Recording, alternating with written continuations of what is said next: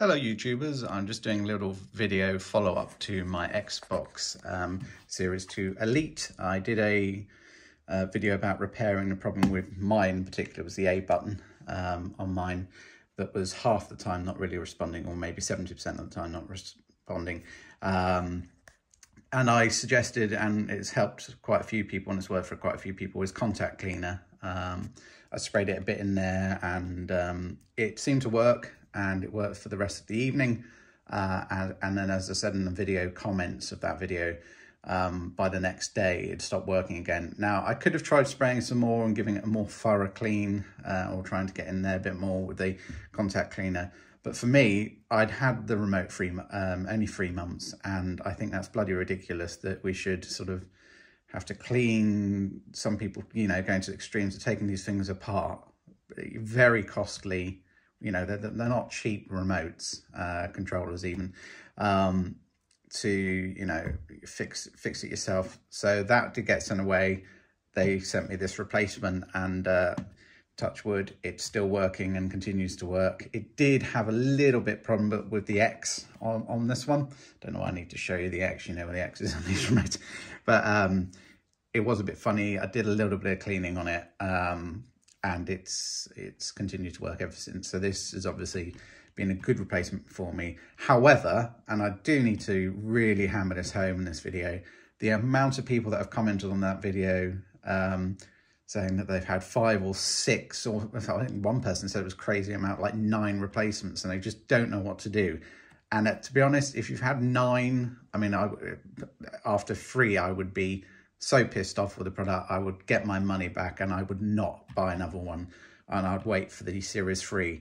Now, I hoped when they brought out the Core, because of the way they sold it, so that's another problem, saying, oh, we've learned from feedback and we've made a more durable one. Oh, they didn't quite word it that way, but they it pushed to the indicator that the Core was going to be slightly better than this one. Obviously, it's missing the bag and other bits, accessories-wise, but it was meant to be more reliable. It's not, and from a lot of the boxes I've seen being opened of them, they're like literally open. One person had it like that, as it was out of the box, was literally locked. Other people said it's like grinding stones when you move those. So yeah, Xbox really need to sort out their crap. But then on the other hand, there are people that swear by these remotes. I still hold true. This is a great remote if it works. It's a great remote. It's my favourite build quality-wise. It's a good weight. I much prefer having an internal battery. I don't have the lower ones on my one because I find I accidentally hit those. That's how I like mine set up. But yeah, it's a lovely feeling remote, and if yours works, it's great. But yeah, there is certainly a lot of problems with these, and because they are mass-produced, they're not custom-built for every person. You can obviously customise them now.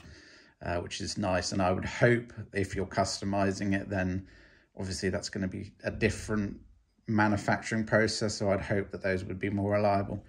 But yeah, this one works, and as I say, touch wood, it continues to work.